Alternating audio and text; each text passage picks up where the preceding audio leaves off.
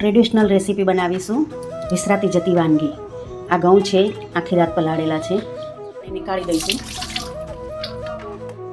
પાણી નીકળ્યા ઘઉં કુકરમાં નાખી દઈશું.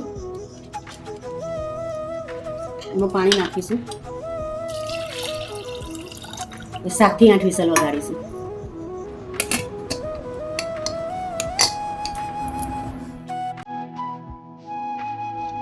આઠ સીટી વાગી ગઈ છે, એને ખોલી લઈશું. થઈ ગયા છે.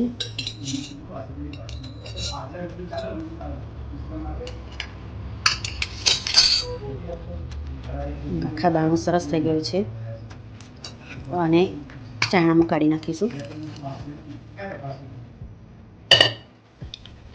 એક બાઉલમાં નીકાળી લઈશું. એક બાઉલ જેટલું ગળપણ જોઈએ, જેટલું ગળ્યું તમને જોઈતું હોય એ પ્રમાણમાં ગોળ નાખીશું. થોડુંક ઘી નાખીશું.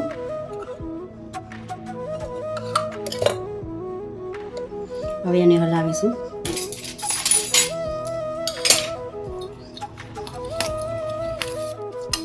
આને હલાવીને તૈયાર કરી દીધા છે. અમારે ત્યાં નાનું બેબીનો જન્મ થાય ત્યારે એનું પારણું બંધાય ત્યારે અમે આ બનાવીએ છીએ અને અમે ટોઠા કહીએ છીએ. તમે ક્યારે બનાવો છો અને આને શું કહો છો, આનું નામ શું છે એ મને કોમેન્ટમાં જરૂર જણાવજો.